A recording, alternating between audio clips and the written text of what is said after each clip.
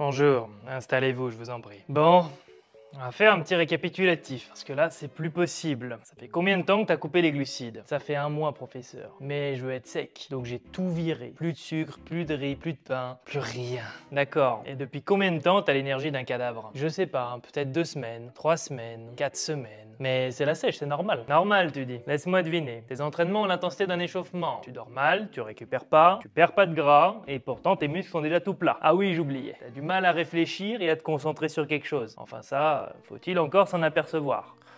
Eh oh! Il s'est endormi, ce con. Qui êtes-vous? Qu'est-ce que vous faites chez moi? Tiens, mange cette banane, tu viens de faire un malaise. Tu as ton cerveau a même pas assez de sucre pour se concentrer plus de 2 minutes. Merci, professeur. Du bon goût de sucre. Récapitulons. T'as réussi à perdre du muscle, t'as flingué ton métabolisme, et t'es toujours gras. Belle performance, félicitations. Mais alors, je suis censé faire quoi? Si je mange des glucides, je vais stocker du gras? Mais oui, bien sûr. C'est pas comme si ton corps avait besoin de glycogène pour s'entraîner, que ton métabolisme avait besoin d'énergie pour tourner à plein régime, et que ton cerveau fonctionnait grâce au glucose. Toi, en fait, t'es le genre de gars qui essaie de faire avancer le train dans les cailloux. Mais ne t'inquiète pas, tu as fait la démarche de prendre une consultation avec moi, alors je vais te remettre sur les rails du progrès et de la perte de gras. À qui vous parlez, professeur? T'occupe. Voilà exactement ce qui arrive quand on croit que supprimer les glucides, c'est la clé pour sécher. Ce mec-là, il est pas en train de se sculpter un physique d'athlète, il est juste en train de subir la faim, l'épuisement progressif, la régression et la chute de son métabolisme. Je laisse ma place à mon cher confrère le professeur qui va t'expliquer tout ce que tu dois savoir sur le sucre. Je reprends la main juste après pour te donner mes astuces concrètes pour intégrer intelligemment le sucre dans un objectif de perte de gras. La deuxième règle est celle qui m'a personnellement le plus changé la vie. D'ailleurs, si tu veux que je t'accompagne, je te laisse cliquer sur le premier lien dans la description. Tu trouveras une vidéo exclusive dans laquelle je te présente ma méthode Harmonie. À vous, cher professeur. Merci, cher ami. Alors, qu'est-ce que le sucre? C'est du glucose, mais ce glucose, ton corps l'utilise comme carburant pour performer. Tu comprends ce que ça veut dire? Ça veut dire que si tu vires tout type de sucre, t'enlèves littéralement un des carburants les plus efficients de l'équation. Ton cerveau tourne au glucose, environ 120 grammes par jour. Je vais te montrer ce que c'est 120 grammes de glucose, je pense que t'es pas prêt. Prenons par exemple ce pain de mie. Bonjour, moi c'est Johnny Marcel. Professeur, le pain de mie, c'est pas bourré de sucre? Alors oui et non. Oui d'accord, c'est un produit ultra transformé, c'est pas dingue. Et si déjà tu retrouves l'appellation sans sucre ajouté, c'est un peu mieux. Mais c'est pas sur ce genre de détails qu'on construit un physique. Revenons au sujet principal, on s'écarte. Donc pour que tu métabolises 120 grammes de glucose uniquement avec cette source de glucides, tu dois manger un tiers du paquet, soit à peu près 6 tranches, ou encore 240 grammes. Bon, et en riz basmati, dans cet exemple-là, en bon conditionnement de 5 kg, presque vide, ça donne 150 grammes de riz cru, soit 450 grammes de riz cuit. Voilà ce que va consommer ton cerveau sur une journée. Évidemment, il n'y a pas que lui qui consomme. Tes muscles fonctionnent avec du glycogène, qui est du glucose stocké. Et quand tu t'entraînes, devine quoi? En musculation, c'est la source d'énergie principale pour soulever lourd. Mais professeur, c'est pas la créatine qu'on utilise à la salle?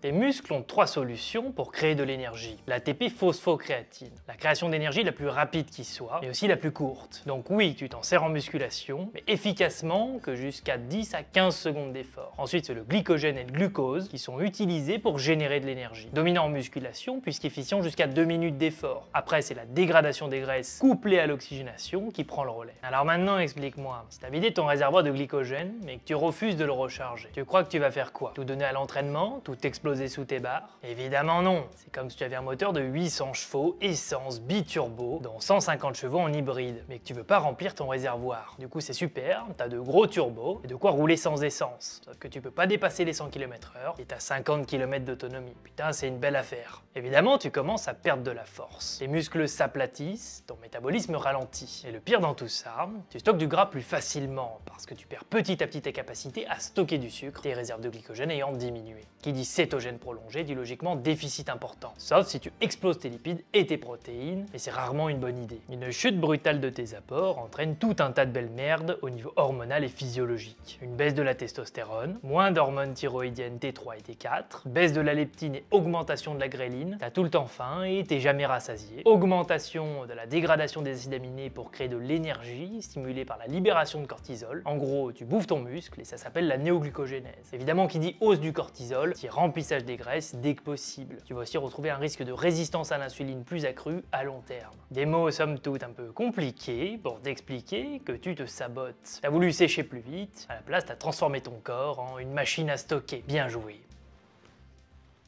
Merci, professeur. Le corps humain, merveilleuse machine d'adaptation et de survie, ignorer ses mécanismes de défense, c'est foncer droit dans le mur. Si tu crois que couper les glucides va te rendre plus sec, t'es en train de te foutre en l'air. Ce que tu veux, c'est perdre du gras, pas du muscle. Bon, d'accord. J'ai compris que je faisais n'importe quoi. Mais je fais quoi maintenant? Très bonne question. Je suis pas coach, mais professeur. Je m'intéresse donc à la science et à la théorie, pas à la pratique. Je te renvoie donc vers Nathan, ton coach et youtubeur préféré. Pense à t'abonner d'ailleurs pour rétribuer son travail, puisque c'est gratuit, bordel de merde.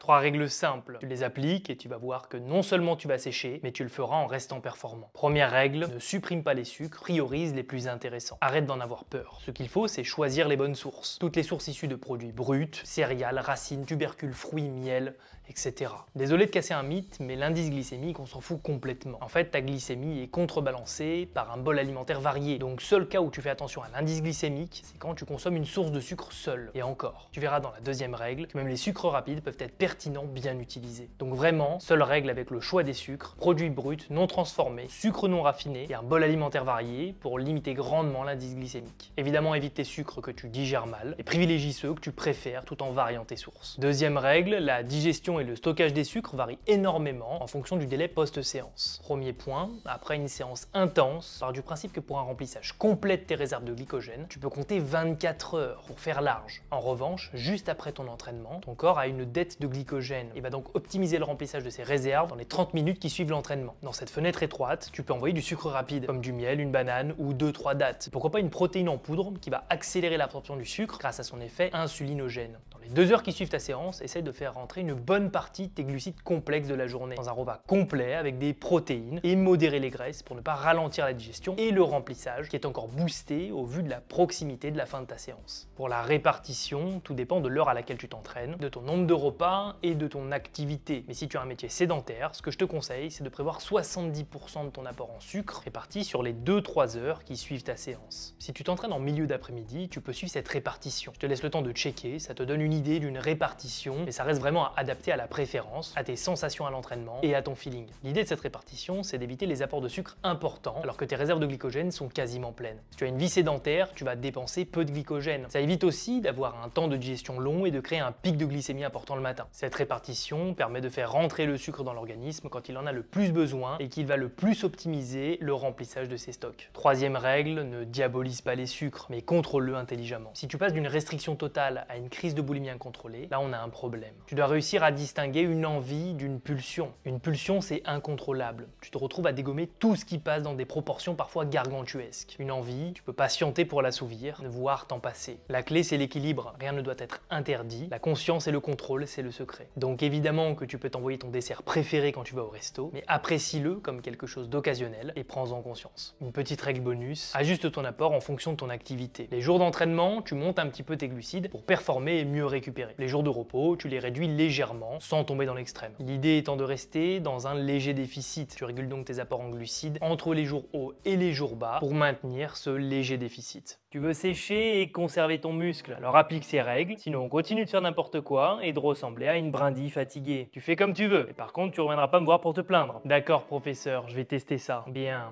Très bien. Et si tu penses faire de la merde sur un autre sujet, tu reprends une consultation. Ou alors tu peux envoyer un message sur l'Instagram de mon confrère Nathan Pichon. Son Instagram va s'afficher quelque part par là. Il me transmettra l'information.